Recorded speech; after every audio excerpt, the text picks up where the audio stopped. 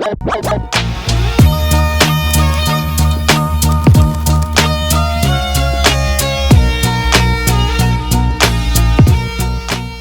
everyone, my name is Camille. I'm a PGY2 resident at Citrus Hospital in Inverness. I don't know if you guys are very familiar. It's in the middle of nowhere, about an hour away from Tampa, an hour away from Orlando, but we come from a very humble city. So today I'm going to be presenting Capnocytophaga. It's a rare case of an Empyema. So just to give a little bit of a background, Capnocytophaga species is a gram-negative bacteria usually found in oral flora of animals, cats, dogs, and even in humans. In animals, they usually can cause infections such as like necrosis and all that stuff if you get an animal wound, bite, or a scratch. But in humans, if it's from the human oral flora, it can cause usually typically periodontal diseases. There are a few cases of Capnocytophaga empyema that have been reported, usually in those that are immunocompromised, especially with like hematological diseases. It's very rare to see it in immunocompetent patients. So today I'm going to be presenting a case of a 56-year-old male, no past medical history that was known, who presented with shortness of breath and found to have empyema. So again, 56-year-old male, he presented with a cough, worsening shortness of breath, foul smelling sputum. For the patient's sister, he hasn't been feeling well for over a month and has progressively worsened over the past couple of weeks.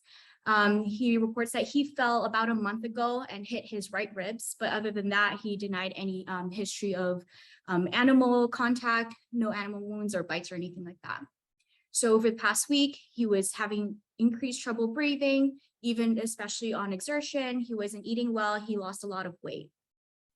This gentleman did not really follow up with any of his primary care physicians, so he had no known past medical history besides tobacco dependence, as well as history of alcohol use disorder, and was not taking any known medications, including over-the-counter medications. So on presentation to the emergency department, his vitals showed that he was tachycardic to up to 138 beats per minute. He was very hypoxic, placed him on a 15-liter non-rebreather mask. However, even with that, he was still saturating 66%. And so they placed him on BiPAP and showed some improvement, but still hypoxic at the time. On physical exam, you could see that he was alert, very cachectic, and had severe respiratory distress. He was also very jaundiced with some sclera icterus. You can see that his oral dentition is very poor, and he seemed very dehydrated with dry oral mucosa.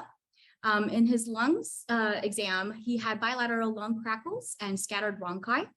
And then for cardiac exam, nothing specific except for just tachycardia.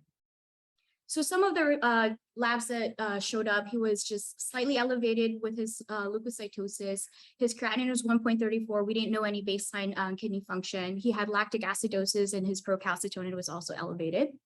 They did an initial imaging with a CT scan of the abdomen and pelvis, and it showed a complex right pleural effusion. He had bilateral in the bilateral lower lobe and the right middle lobe consolidations as well.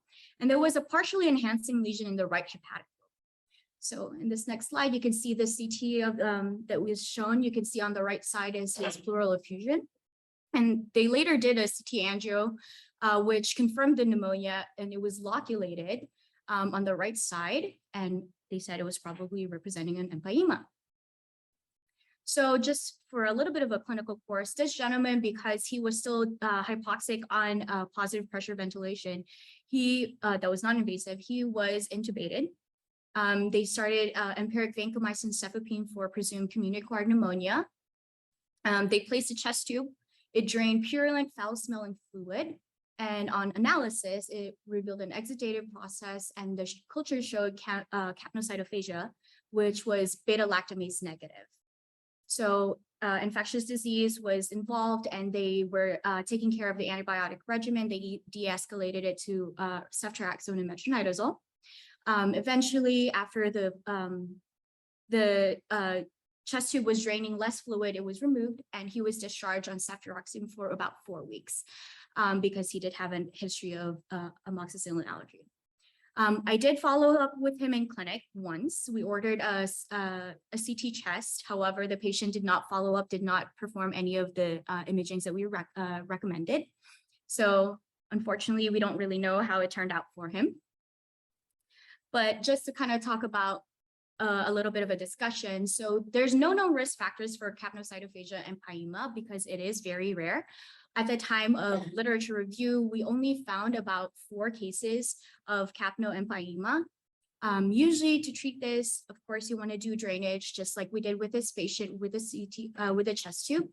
Sometimes you can do intrapleural fibrinolytic therapy, and then antibiotic regimen for about 3 to 6 weeks. And then if these are all refractory, then you can do a surgical intervention with VATS procedure. So again, as I mentioned earlier, capnocytophaga and Empyema is very rare, commonly seen in immunocompromised patients, especially those that have hematologic malignancies. It's very important to kind of identify this pretty earlier on because it can lead to severe respiratory distress, septicemia, shock, and it carries a very high mortality rate if you don't treat it very quickly.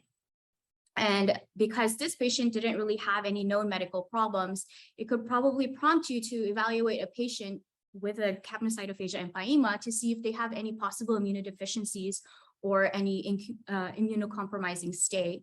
So this patient had that hepatic lesion that we saw in the CT abdomen pelvis. I don't know if that might have been contributing to whatever underlying immunocompromised state that he has. So yeah, that's it. These are my references.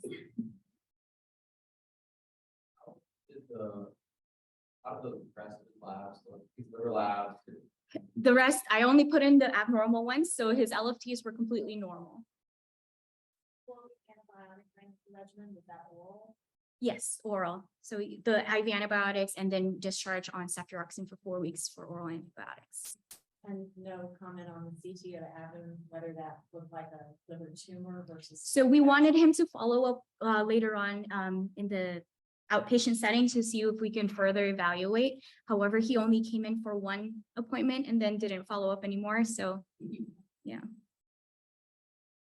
Any other questions for me?